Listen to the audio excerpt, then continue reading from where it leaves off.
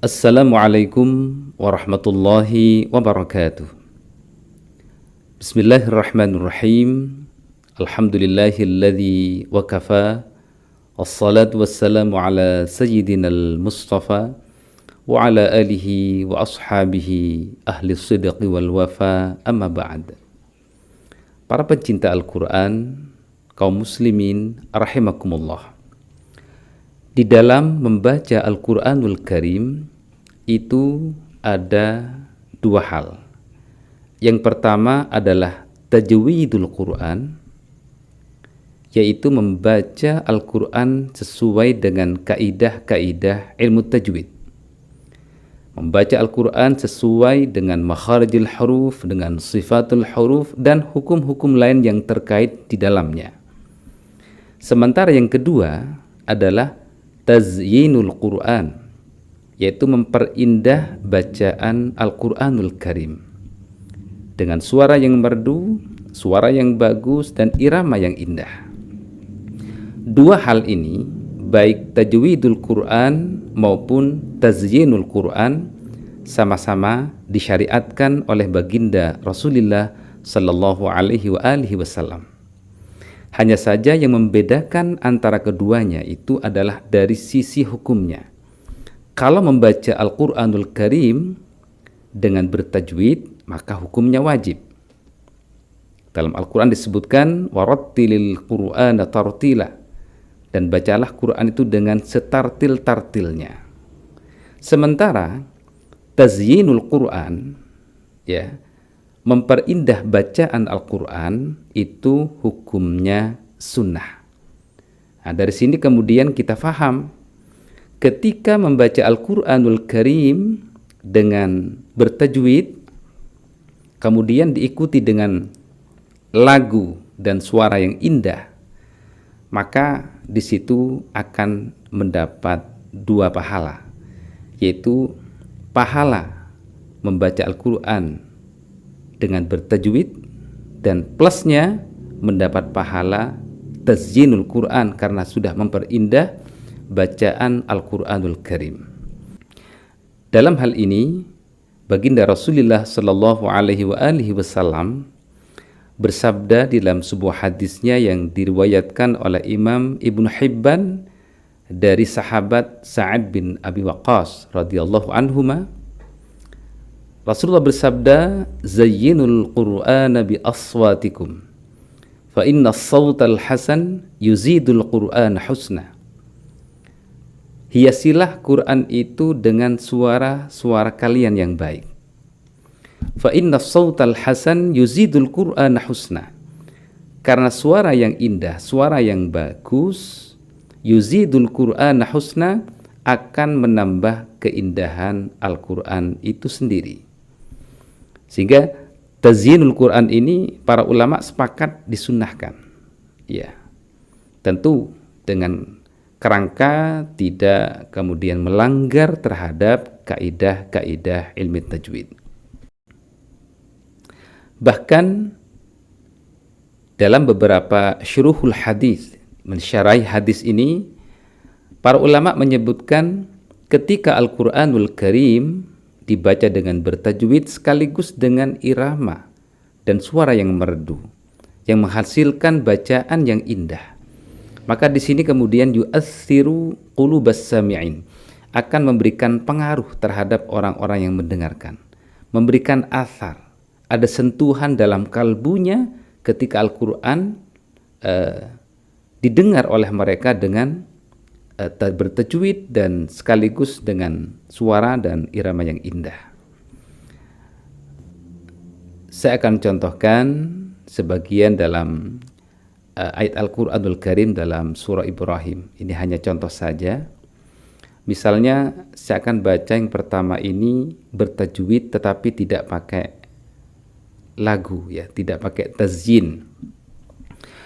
A'udzu billahi minasyaitonir rajim. Bismillahirrahmanirrahim. Wa idh qala Ibrahim rabbi ij'al hadzal balada aminan wajnubni wa baniya an na'budal asnam. رب إنهن أضللن كثيرا من الناس فمن تبعني فإنه مني ومن عصاني فإنك غفور رحيم. Ya. Kemudian saya contohkan ini sekedarnya untuk membedakan bahwa ketika ditazyin Al-Quran itu lebih indah, ya. Wa idh qala Ibrahim rabbi ja'al hadzal balada aminan wa janubani wa baniya an na'budal asnam rabbi innahunna adlalna katsiran minan nas faman tabi'ani fa innahu minni wa man 'asani fa innaka ghafurur rahim. Shadaqallahul aliyul azim. Maka tentu di situ akan terasa ada perbedaan, ya, walaupun saya tidak bisa maksimal memperindah, ya. Kaum muslimin rahimakumullah. Namun sampai di sini ada pertanyaan yang muncul.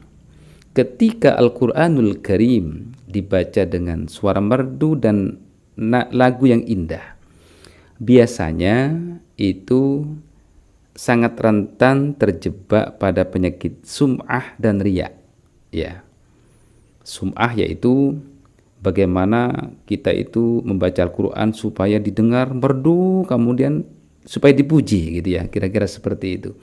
Kemudian kalau riya itu dalam konteks dilihat orangnya, ya, kita baca Quran kayak seperti apa, lalu kita merasa kita ini dianggap hebat lah, kira-kira seperti itu. Maka untuk melepaskan dua penyakit ini, itu ada tipnya. Setidaknya itu ada dua.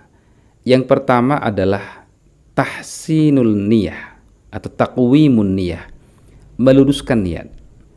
Kita membaca Al-Quranul Karim ini semata-mata ta'abbudan lillahi ta'ala, yaitu ingin mendapat pahala dari Allah Subhanahu wa ta'ala.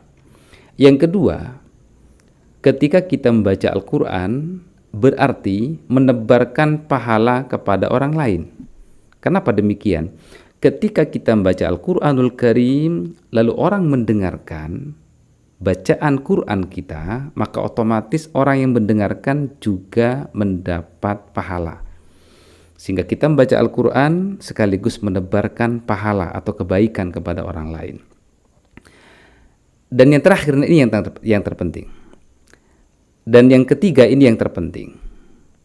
Kita membaca Al-Quran ini dengan indah, ingin menampakkan, ingin memperdengarkan keindahan Al-Quran kepada mustami'in.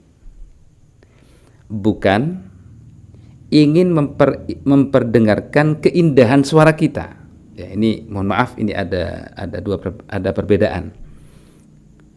Kita membaca Al-Quranul Karim dengan suara dan lagu yang indah dengan semangat bahwa kita ingin memperdengarkan keindahan Al-Quran, bukan memperdengarkan keindahan suara kita atau suara qari'nya.